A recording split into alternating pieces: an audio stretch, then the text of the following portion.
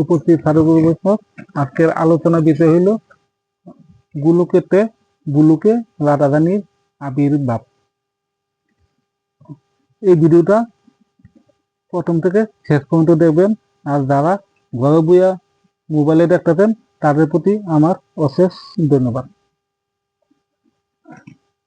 ওখানে আসা যাক রাধারানী কিভাবে গুলোকে এলো। একবার সূর্যদেব রাধারানীরে নিজের কন্যা রূপে পাইবার লেগিয়া চিরিহরির আরাধনা করা আরম্ভ করে দিতে। এরকম তপস্যা করতে করতে চিরিহরি সূর্যদেবের সামনে আবির্ভূত হইয়া সূর্যদেবকে বলছে, তোমার কি অভিলাষ তুমি বলো।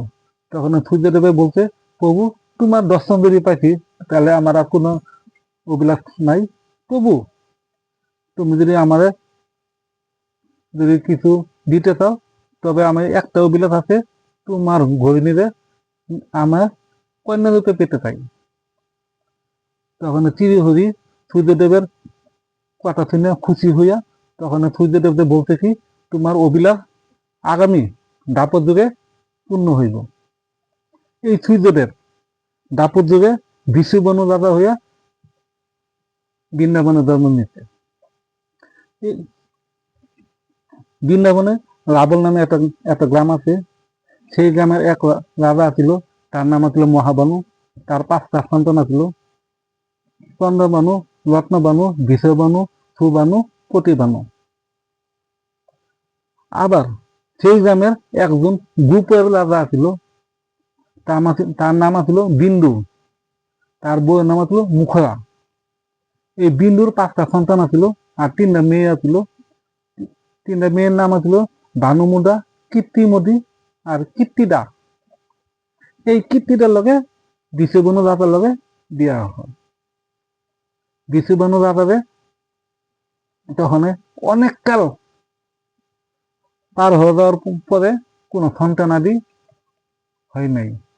তখন বিশ্ববনু রাজা কত দান দক্ষিণা করছে, তবু তাদের কোনো সন্তান হয় নাই। তখন কীর্তিরা তার স্বামীকে বলছে, স্বামী চলো আমরা কাত্তিনী দেবী ব্রত করি। আমরা পূর্ণমাসী দেবীর মুখে শুনেছি যে কাত্তিনী দেবীর ব্রত করলে কাত্তিনী দেবী মনের অভিলাষ পূর্ণ করে। তাই বিশ্ববনু রাজা আর কীর্তিরা কাত্তিনী দেবীর ব্রত যমুনা নদীর তীরে আরম্ভ করে দিতে। এরকম কঠিন ব্রত অনাহারে অনিদ্রায় একদম মন্য হইয়া এরকম তপস্যা করা আরম্ভ করে দিতে। পরে তার কানও একটা কণ্ঠধ্বনি আছে। কি কণ্ঠধ্বনিটা? হরির নাম বিনা বস্ত্র কর্ণ সুদিনং গায়তে। হরির নাম কর্ণ না লওয়া পর্যন্ত তোমার সিদ্ধি পূর্ণ হইব না। তখন বিষবনু রাজা যমুনা নদীর তীরে আরেকজন মুনি আছিল, তার নাম ছিল কুটুমণি। এই কুটুমণির কাছে গিয়া হরির নামে দীক্ষিত হয়েছে।